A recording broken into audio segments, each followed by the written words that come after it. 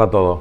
Ahora es el exministro Kissinger quien en Davos propone lo que él entiende una solución, una salida digna al conflicto entre Rusia y Ucrania. Propone que Ucrania ceda parte del territorio, posiblemente el Donbass, y que Rusia se retire. Eso podría ser una vuelta al inicio, sin perjuicio de que haya que reconstruir Ucrania y que esa parte le va a tocar a Europa y a Estados Unidos. Esto evidentemente ha molestado un montón a Zelensky, pero ¿realmente esto es una solución? ¿Estamos frente a una solución del conflicto posible o no es la solución al conflicto? Pues realmente no es la solución al conflicto.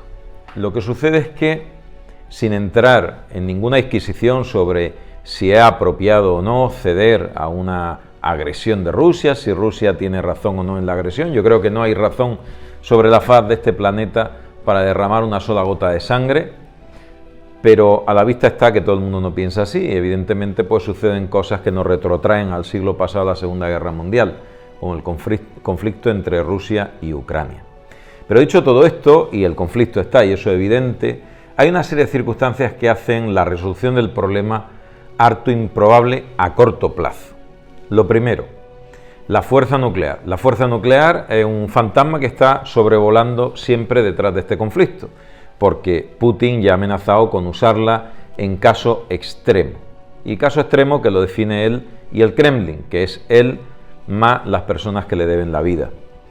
Entonces, ese peligro por las consecuencias que puede tener a futuro para toda la humanidad entera, y de eso hemos hablado un montón en este canal, lo que supondría un invierno nuclear, lo que supondría la devastación de la civilización tal y como la conocemos, pues ese peligro evidentemente es un límite a la hora de tomar movimientos y evitar una escalada del conflicto, una escalada militar. Primer problema.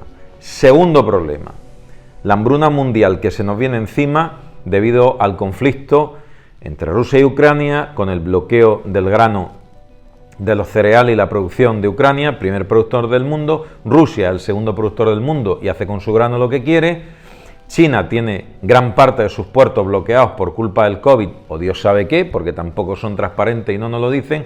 India ha tenido la peor sequía de su historia reciente y los cereales que van a producir lo necesita para su población. A todo esto, Estados Unidos está haciendo su negocio, comprando y acaparando todo el trigo que puede y todos los cereales que puede para esperar a la subida de precios, que ya va por un 70% en algunas zonas de Europa.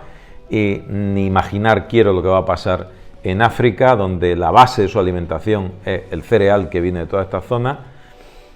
Y todo este enjambre de problemas constituyen una crisis que hace que Rusia tenga atenazado al resto del mundo.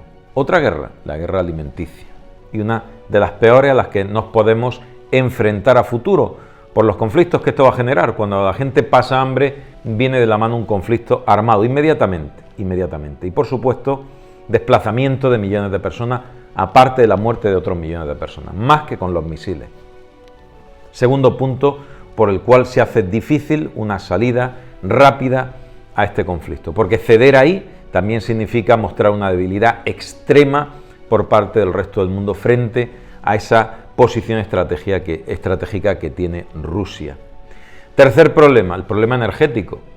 Hagamos lo que hagamos con el trigo, con los cereales, y hagamos lo que hagamos en la cesión de una zona de Ucrania a Rusia, Rusia sigue siendo la gasolinera de Europa. No se ha dado una solución a este problema de la dependencia energética de Europa respecto de Rusia.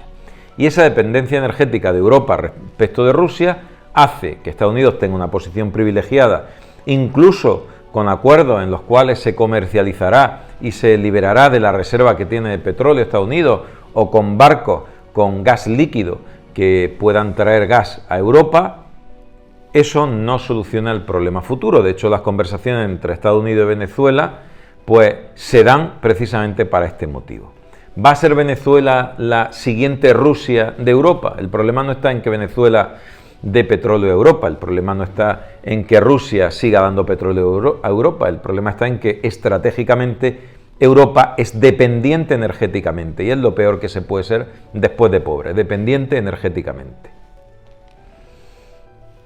Tres limitantes para que este problema se resuelva rápidamente. Pero hay una cuarta, importantísima, y es que si Europa y Estados Unidos cede frente a Rusia en alguno de esos criterios, resulta que Rusia va a querer imponer su modelo económico. Y su modelo económico es salir de la pobreza en la que se encuentra Rusia. Y esa pobreza en su modelo significa una aproximación al patrón oro y un alejamiento al patrón dólar. Con lo cual la situación en Europa y en Estados Unidos, Reserva Federal Americana, Banco Central Europeo, significaría un problema económico sin precedentes también, por la burbuja de deuda que tienen acumulado todos los países de la Comunidad Económica Europea y Estados Unidos. Esa burbuja de deuda colapsaría si volvemos al patrón oro que quiere instaurar Rusia de la mano de China e India, que le da soporte a estos dos, con Emiratos Árabes.